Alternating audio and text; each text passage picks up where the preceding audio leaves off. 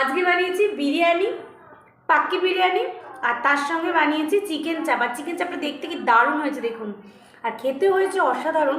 আর একটু চিকেন চাপের গ্রেভি দিয়ে বিরিয়ানিটাকে মাখবো, একটু দেবো চিকেন, তার সঙ্গে দেবো কিছুটা পরিমাণ বিরিয়ানি আলু, কি সফট হয়ে গেছে। এবারে এই গ্রেভিটা নিয়ে একসঙ্গে মুখে দেবো।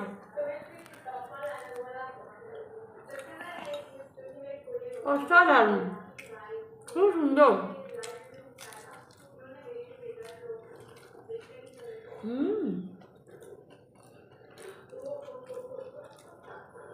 চাপটা দারুণ হয়েছে, না খেলে বুঝতে পারবেন না এত সুন্দর হয়েছে, দারুণ হয়েছে। চিকেন নেব, গ্রেভি নেব, পেঁয়াজ আর আলু নিয়ে